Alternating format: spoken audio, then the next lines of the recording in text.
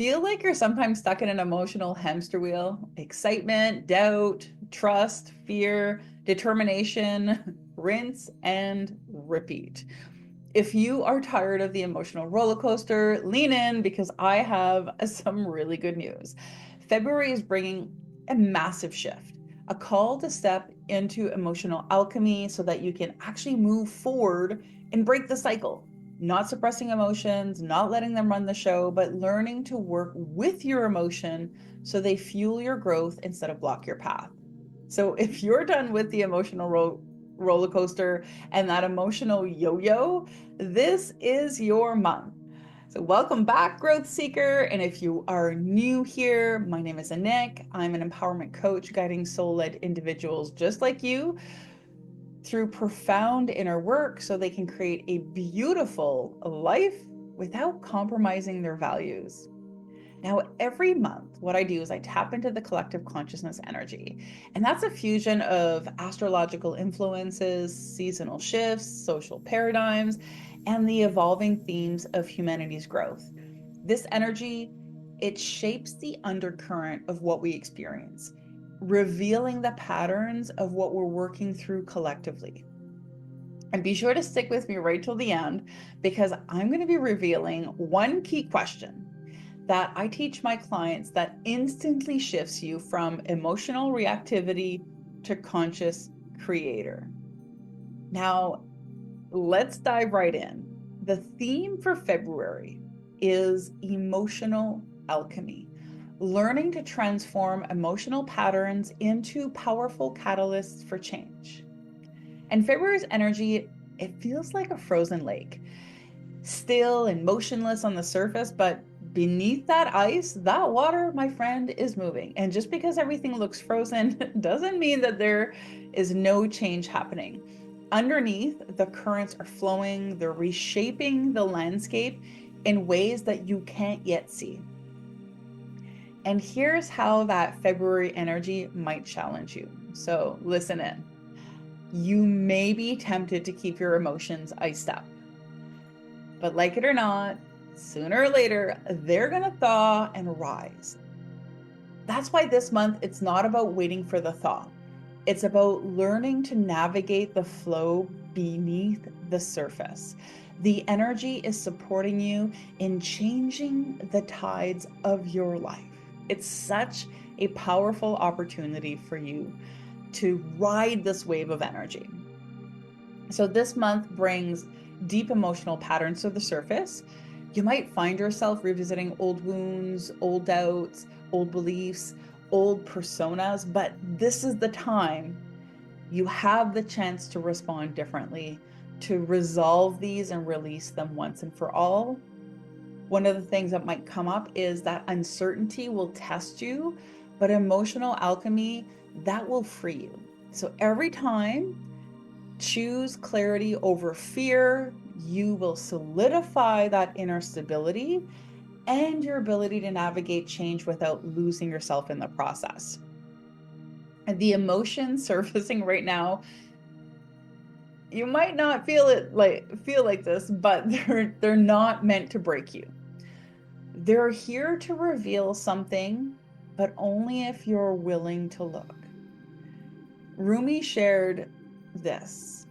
He said, try not to resist the waves of emotion. Let them wash through you. They will carry you to deeper understanding. And so Rumi reminds us that emotions, like waves, they're not meant to be fought. The more you resist, the rougher the water feels. But when you allow them to move through you, you gain clarity, perspective, and strength. And this is at the heart of emotional alchemy. Learning to navigate emotions instead of being consumed by them. And I want to remind you, you are not your emotions. You are the observer. You are the alchemist. You are the one who gets to choose what to do with what arises. So this month, what feels like resistance might actually be showing you the path forward. The emotions that challenge you the most are the ones asking to be alchemized by you.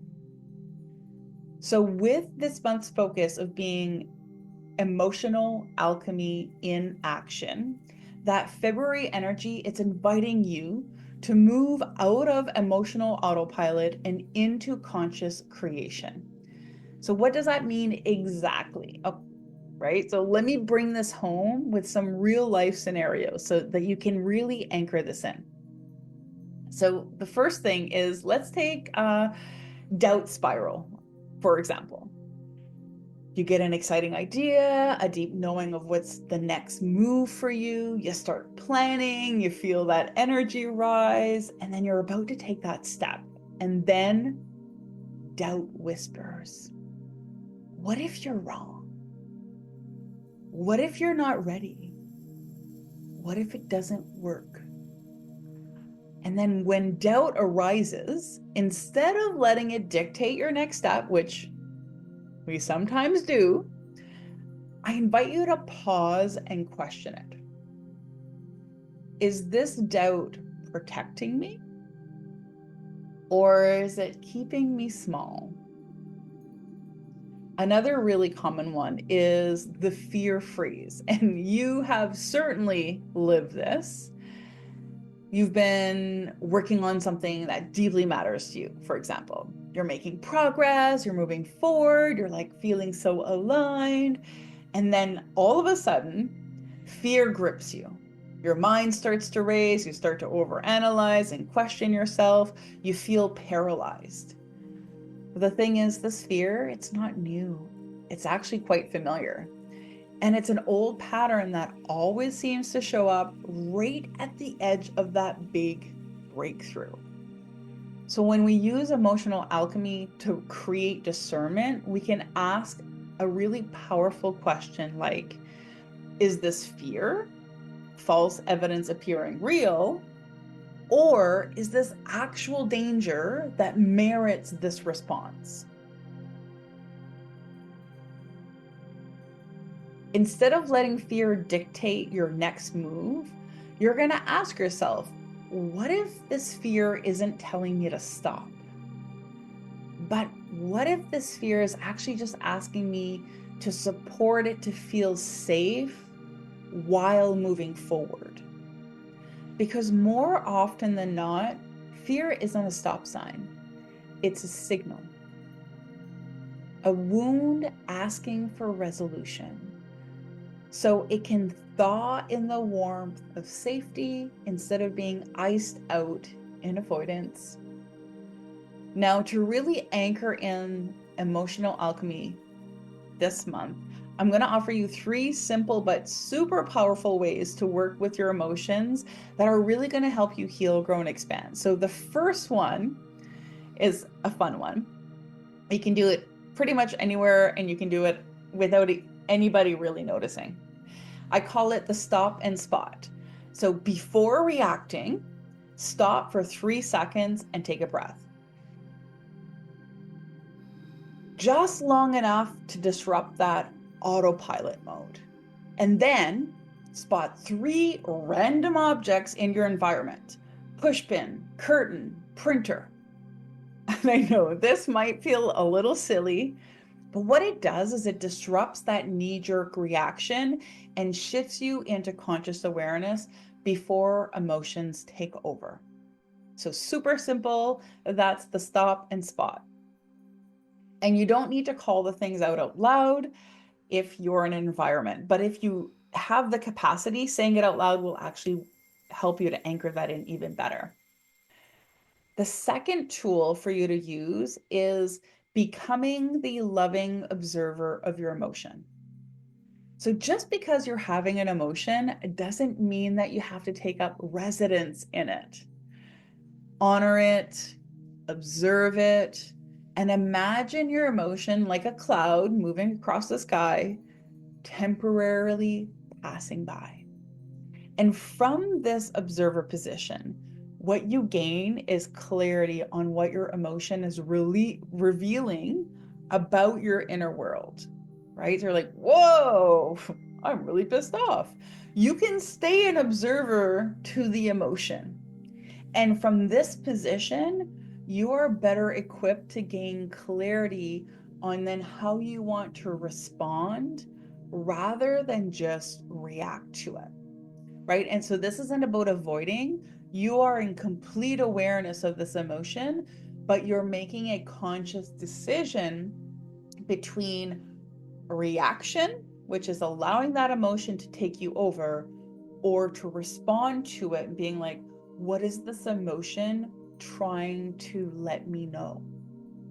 Now, the third tool is a really interesting one that we use quite a bit. It's the 5 why process.